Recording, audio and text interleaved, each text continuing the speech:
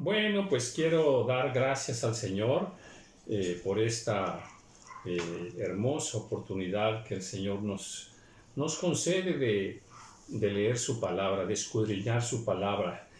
Y pues yo sé que muchos de ustedes, mis hermanos, son como yo, enamorados del Señor.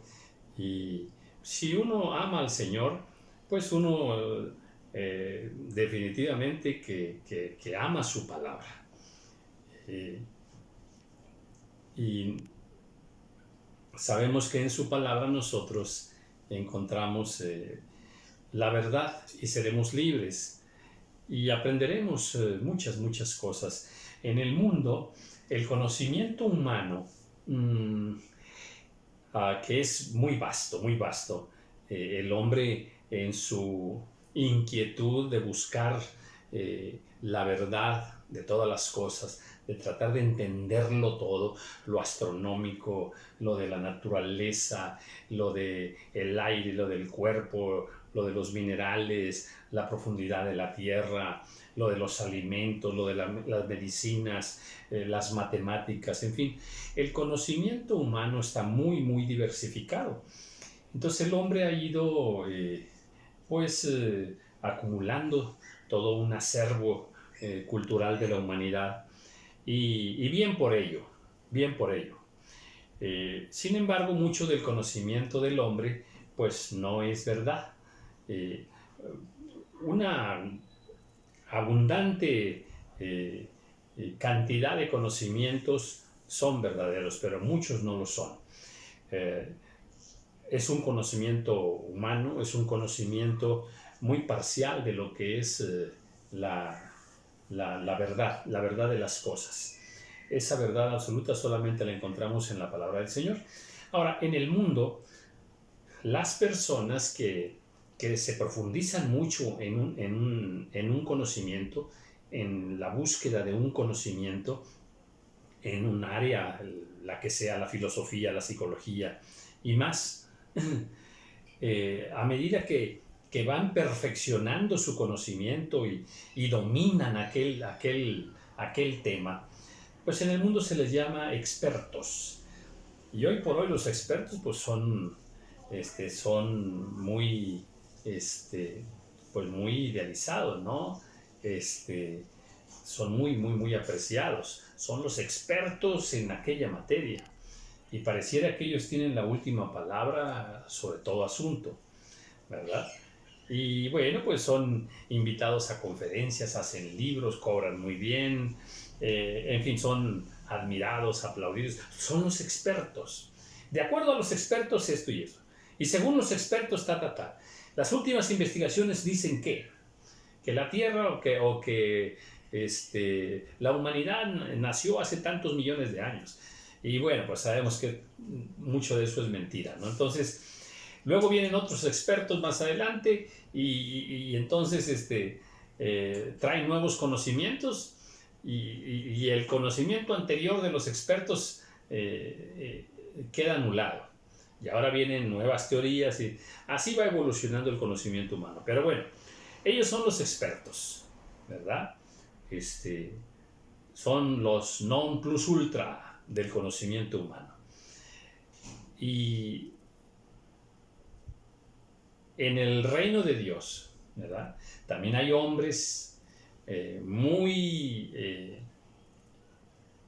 expertos en la palabra del Señor porque han dedicado sus vidas, como en el mundo las otras personas han dedicado sus vidas en esa temática.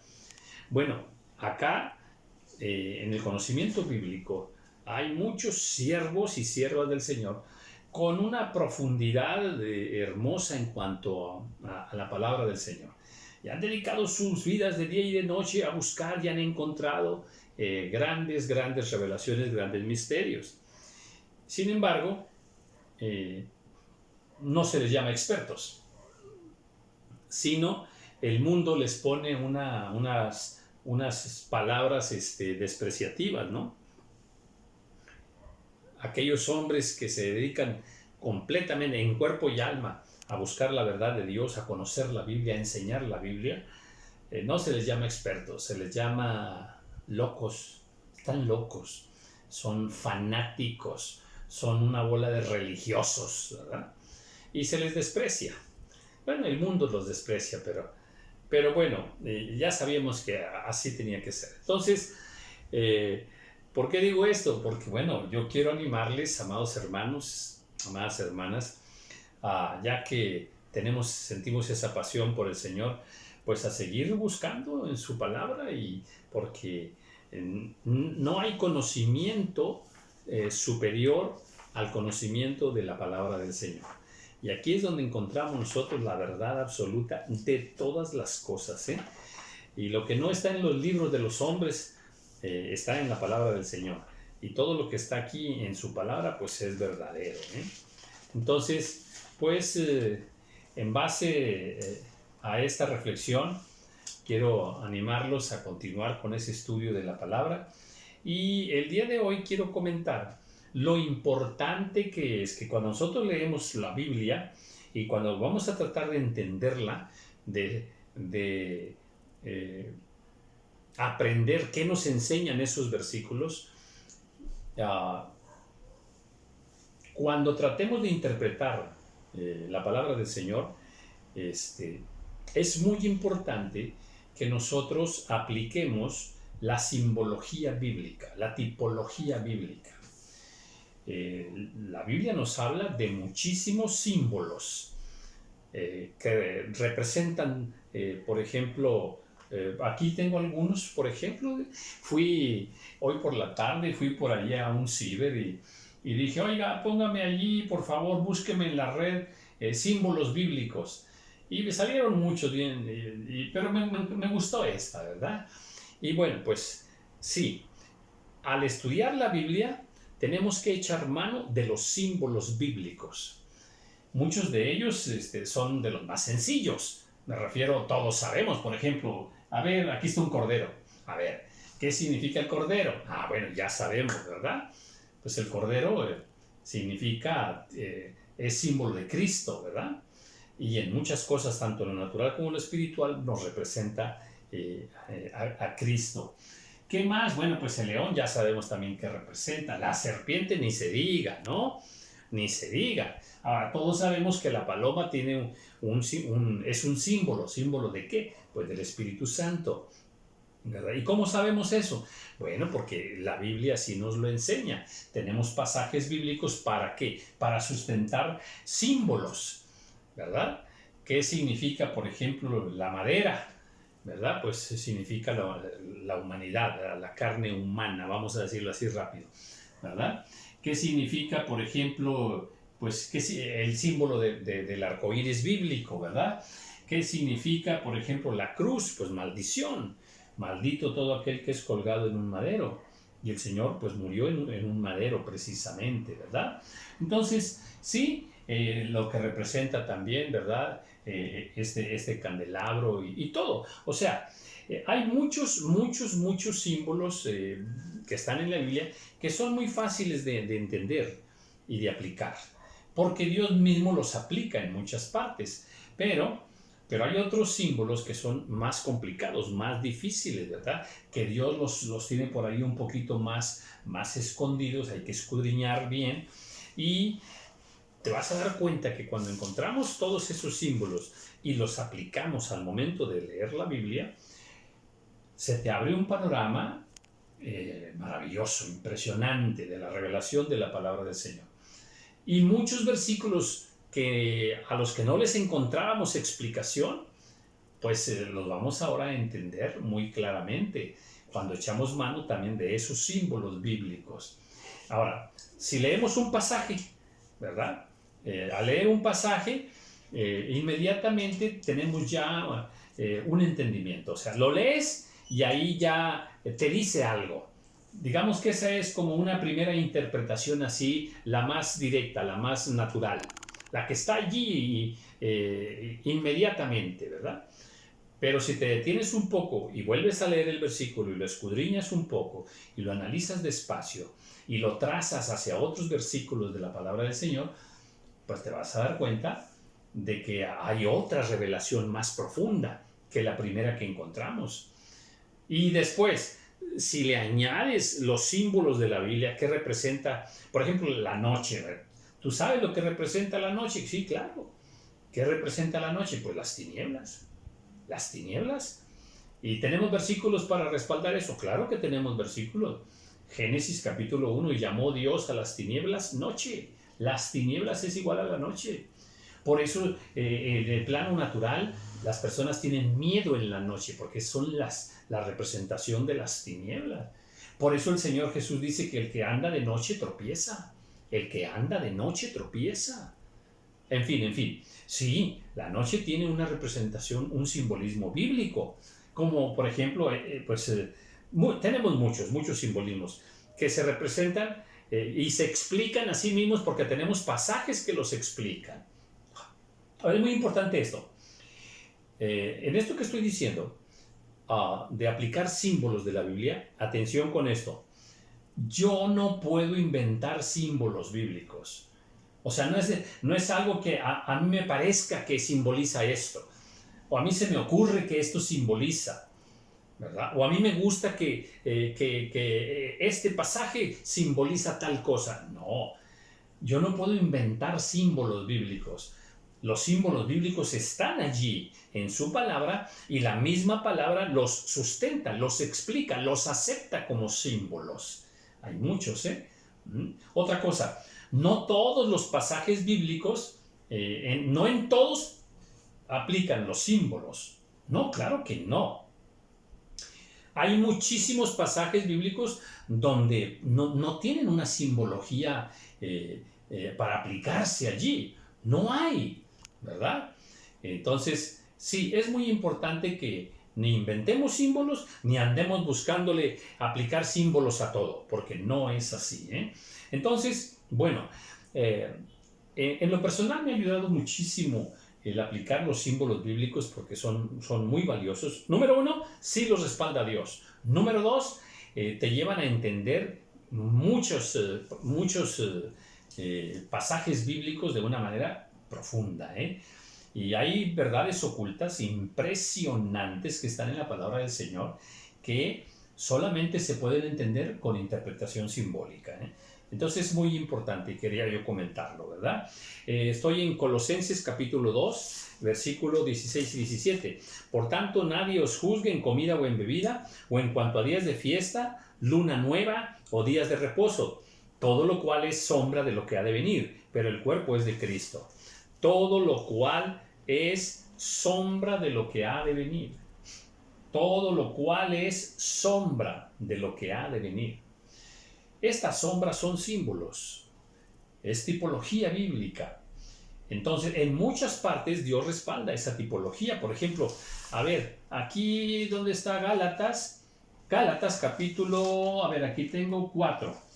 A ver, decidme los que queréis, en el 21, de los que queréis estar bajo la ley, ¿no habéis oído la ley? Porque está escrito que Abraham tuvo 2 hijos, uno de la esclava y otro de la libre. Pero el de la esclava nació según la carne, mas el de la libre por la promesa, lo cual es una alegoría. Aquí está, aquí hay una alegoría, hay un simbolismo. Dice, pues estas mujeres son los 2 pactos. ¿Y qué iban a saber esas mujeres que eran los 2 pactos? Que en ellas estaban representados los 2 pactos. En su momento ellas simplemente fueron mujeres que vivieron en su tiempo, ¿verdad? Y cumplieron su función de esposas o de mujeres así como la cumplieron, ¿verdad? Vivieron su vida normal como cualquier mujer, pero en ellas había un simbolismo y una representación que Dios había trazado. Dice, el uno proviene del monte Sinaí, el cual, dice, da hijos para esclavitud. Este es Agar, porque Agar es el monte Sinaí en Arabia. A ver, Agar era esta muchacha, la esclava, ¿verdad? Y ella, dice aquí que ella era el monte Sinaí. ¿Cómo que Agar era el monte Sinaí? Si Agar era una muchacha. Bueno, sí, pero desde la perspectiva espiritual de Dios, en el plan de Dios ella tenía una representación importante que nos alcanza hasta nosotros hoy. Y luego sigue diciendo más al respecto, ¿verdad? Y acomoda perfectamente. Mira, en 1 Corintios, capítulo 15, también tenemos más. Y en toda la Biblia lo tenemos, no nada más allí, ¿eh? Déjame verte aquí el versículo 45. Así también está escrito, fue hecho el primer hombre, Adán, alma viviente. Dice, y el postrer Adán, espíritu vivificante. El postrer Adán. A ver, nos está hablando de dos Adanes. El primer Adán y el segundo Adán. ¿Hubo dos Adanes? No. Entonces, ¿quién es este postrer Adán? Este segundo Adán. Bueno, pues ya sabemos, ¿verdad? Nuestro Señor Jesucristo. Entonces, sí, hay mucho y hay muchísimo más. Mira, aquí en 1 Corintios capítulo 10, aquí también tenemos algo. Dice, porque no quiero, hermanos, que ignoréis, estoy en el capítulo 10, versículo 1, que nuestros padres todos estuvieron bajo la nube y todos pasaron el mar. Y todos en Moisés fueron bautizados en la nube y en el mar. Y todos comieron el mismo alimento espiritual. Y todos bebieron la misma bebida espiritual porque bebían de la roca espiritual que los seguía. Y la roca era Cristo. Aquí tenemos otro simbolismo. ¿Cuál? Que pues el simbolismo de Cristo. Cristo representa la roca. La roca es Cristo. Entonces, ¿y por qué la roca? ¿Y por qué de la roca salió agua? Muy sencillo. Porque Cristo simboliza el agua.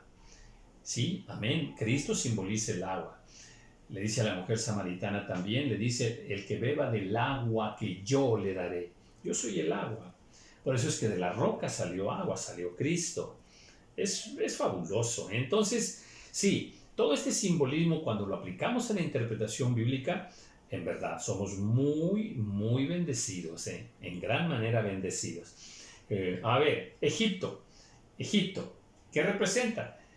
Pues el mundo, ¿verdad? Y Faraón, pues representa a Satanás. ¿Dónde estaba el pueblo de Dios esclavo? En Egipto, en el mundo. Ahora, Israel, que es el pueblo de Dios, es la iglesia, que somos nosotros.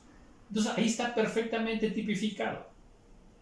A ver, Israel era esclavo en Egipto. Nosotros, que es la iglesia, éramos esclavos en el mundo. ¿Ya? Viene Moisés y los saca de Egipto. Viene Cristo y nos saca del mundo. Ahora, Moisés los pasa por el mar. Y el mar se abrió y ellos pasaron en seco. Bueno, Cristo nos tiene aquí en la tierra y el mar es la humanidad. Y nosotros estamos en este tiempo pasando por en medio de la humanidad sin mojarnos, sin contaminarnos de esas contaminaciones de la humanidad. Moisés llevó, después de que atravesaron el mar, ¿a dónde los lleva? Pues a la tierra prometida, Canaán. ¿A dónde nos lleva Cristo después de que atravesemos por esta humanidad? Pues a la tierra prometida, a la vida eterna. Entonces, sí, toda esta simbología, créeme, esfuérzate un poco en aplicarla a muchísimos pasajes bíblicos y todo cambia. Y todo se entiende de una manera maravillosa. La ley ¿qué tipifica? Pues la carne. Por eso es que, y como la carne es para muerte, por eso es que la ley obraba muerte. Pero el espíritu, el pacto del espíritu, ¿verdad? Pues ese es para vida, ¿verdad? Entonces sí, hay que aplicar todo esto y vas a ver que es muy valioso, muy importante. Mira, la semilla. Déjame ir a Lucas capítulo 8 y déjame ver un pasaje que está ahí para que te des cuenta que el Señor Jesús lo aplicó también muy bien. ¿Te acuerdas de la parábola del sembrador? ¿Verdad? Que el Señor enseñó. Y dice, el sembrador salió a sembrar una semilla y mientras sembraba una parte cayó en el camino y tal. Otra cayó en la piedra y otra cayó entre espinos y otra cayó en buena tierra, ¿verdad? Y explica la parábola.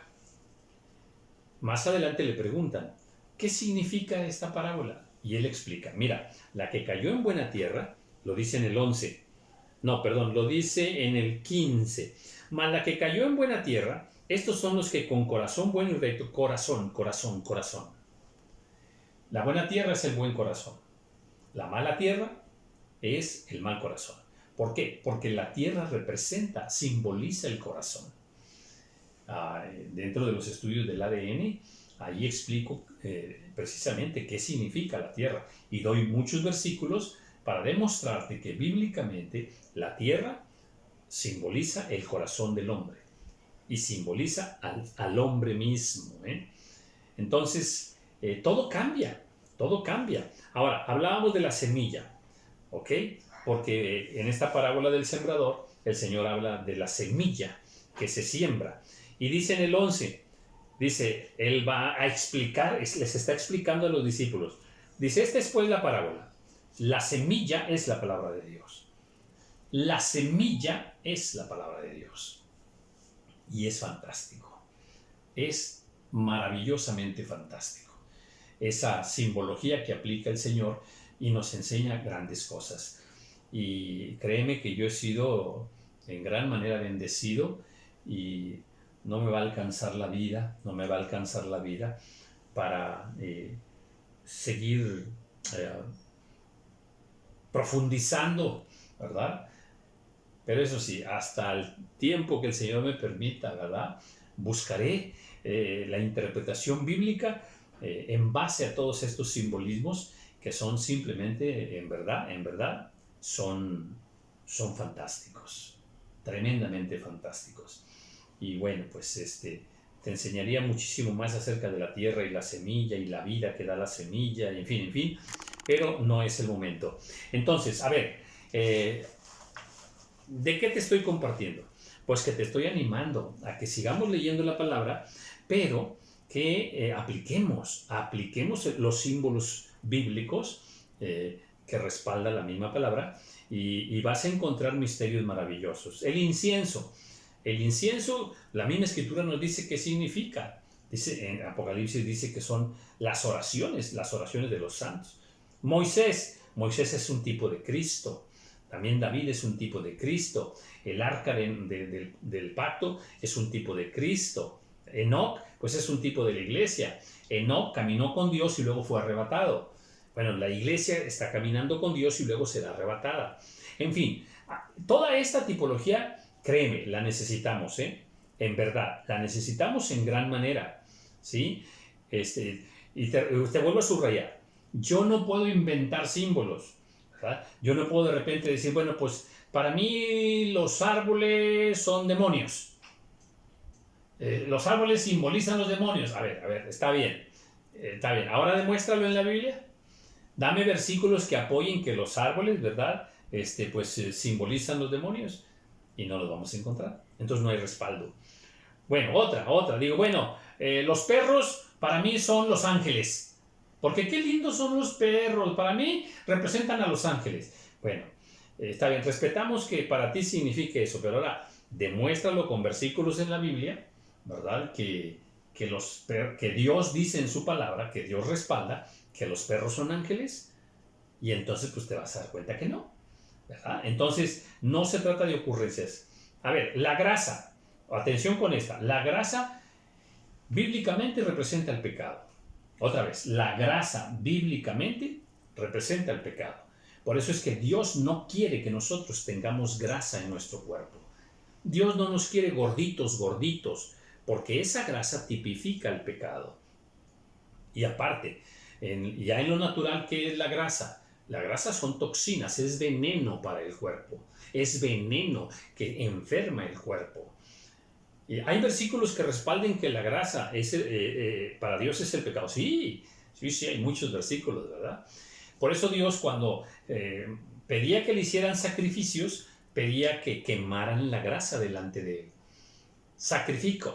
Hazme un sacrificio, bien, quema la grasa delante de mí. O sea, quema tu pecado delante de mí.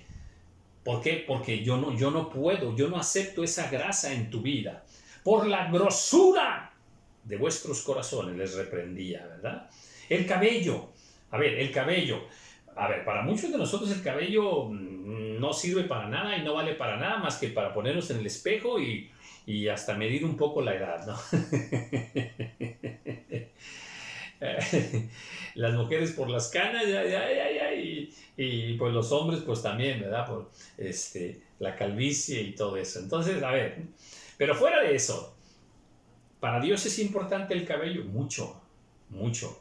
En 1 Corintios capítulo 11, ahí nos enseña qué es lo que significa el cabello. O sea, el cabello sí tiene una representación impresionante, impresionante, ¿eh? A ver aquí. Dice, ¿verdad? Todo varón que ora profetiza, tal, ¿verdad? La mujer que no se cubre, que se corte también el cabello. Dice, si le es vergonzoso, y conocemos esos pasajes, ¿verdad? Entonces, ¿pero qué dice la Escritura? Dice que a la mujer y al hombre, ¿verdad? Dios les ha dado el cabello, atención con esto.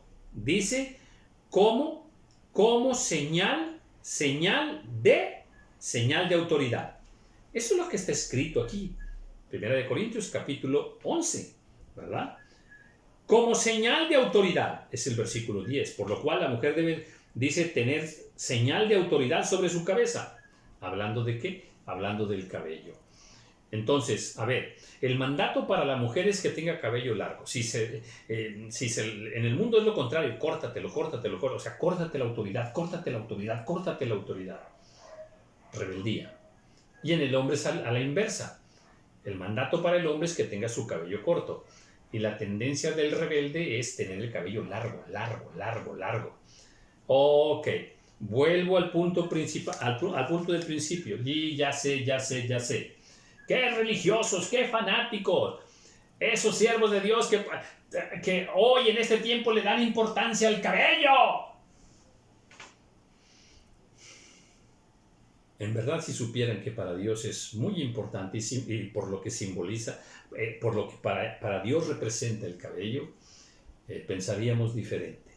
Y esto lo podemos aplicar a muchas cosas, en verdad, a muchas cosas. Entonces, siervos y siervas del Señor, os animo a seguirle escudriñando, leyendo la Escritura, pero en verdad, abrámonos a la aplicación de estos símbolos bíblicos y más. Repito que hay más, ¿eh?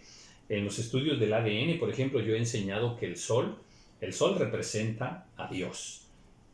Y si te interesa eso, busca ahí en mi perfil o búscalo en YouTube y te vas a dar cuenta. Ahí doy muchos versículos donde Dios muestra en su palabra que el sol representa a Dios. Mira, hay uno que está en el Salmo, en el Salmo 19.4. Ahí dice la Biblia que Dios le hizo al sol le hizo un tabernáculo.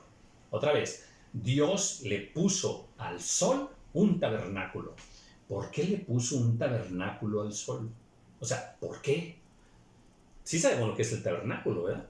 Es ese templo que Dios dijo, háganme un tabernáculo porque allí va a bajar mi presencia. La presencia de Dios en el tabernáculo. Dios. ¿Y por qué Dios le hizo un tabernáculo al sol? Porque el sol representa a Dios. Y más cosas, ¿eh? El aire representa al Espíritu Santo. También tengo el estudio allí. Búscalo. Ahí te doy muchos versículos donde representa, ¿verdad? Las estrellas representan a los ángeles. De hecho, en YouTube ahí tiene más de 7,000 o 8,000 reproducciones. Ha gustado mucho ese video. En realidad me sorprende por qué tanto, ¿verdad? Pero bueno, las estrellas sí simbolizan a los ángeles. Esto de que simbolizan a los ángeles resuelve el misterio de aquella famosa estrella de Belén. La estrella que guió a los magos.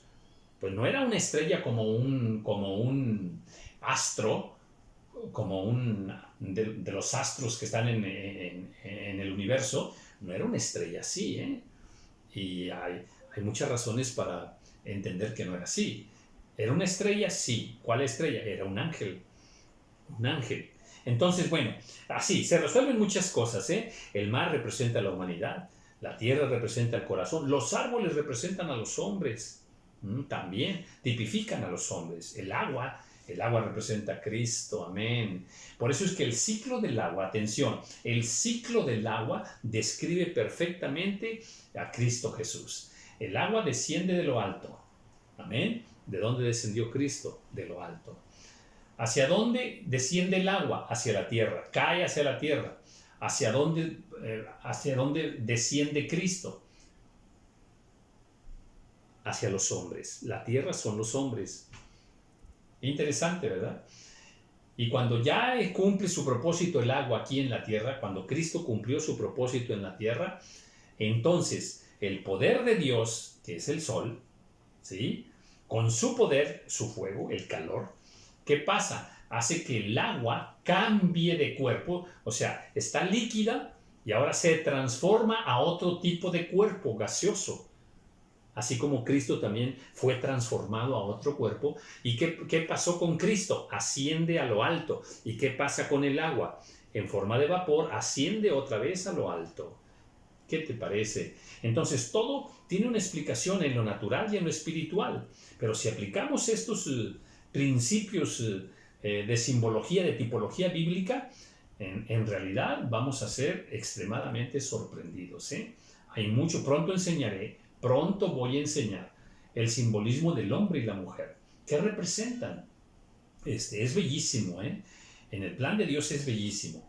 Y de entrada te digo, por ejemplo, el hombre representa a Dios Padre, ¿verdad? Y la mujer representa a Israel, El hombre representa a Dios Hijo, que es Cristo, y la mujer representa a la iglesia.